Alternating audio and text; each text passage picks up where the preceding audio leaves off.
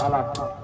បាទសាទរស្ដីលើកយកជាគណៈកម្មការក្នុងរងឡើងឲ្យប្រកបគ្រប់អង្គនៃវត្តទីបានថាសូមថ្លែងអំណរអរគុណដល់ជ្រាបជ្រៅចំពោះពុទ្ធបរិស័ទ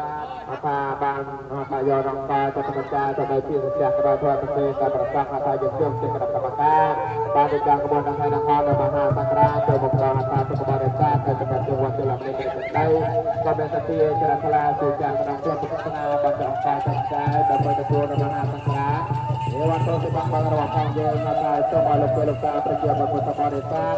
យើងទាំងអស់ប្រាថ្នាយ៉ាងណាយ៉ាងណាបានសម្រាប់ទៅម្ដងបងស្នាទៅដល់តាទៅនៅក្នុងរបររបស់ព្រះសម្មាសម្ពុទ្ធសម្មាសម្មាពុទ្ធគឺអាយុវណ្ណៈសុខៈបលៈបរិពាណអវតានជាតិក៏សុខអរបានសម្រាប់ទៅសម្រាប់ទៅដល់តាសម្រាប់មនុស្សសម្រាប់ទៅតាមក្នុងអាចារ្យគឺដោយជាប្រតិពីក៏មានអត្តលហង្សមាបុត្រនេះ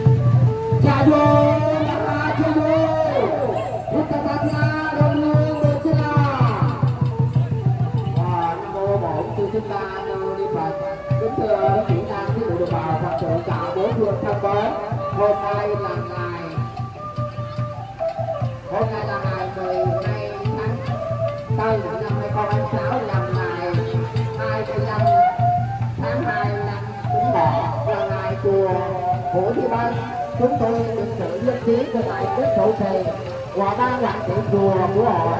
chùa sẽ tổ chức làm lễ diễu hành đức ba từ Ma Thường đi khắp bốn phương chùa cầu nguyện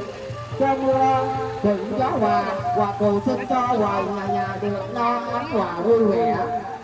Nhân dịp này, Việt Nam tích lũy đồng bào Phật tử cả bốn phương có lòng niệm tin trong sạch mang lại vật lễ đầy đủ, trong đó gồm nhang đèn tiền bạc và vật lễ quý khác đến dân công chư tăng và thượng chư tăng tụng đi cầu xin cho bà cha mẹ quá dạng hai bên như thân thoát khỏi nạn kiếp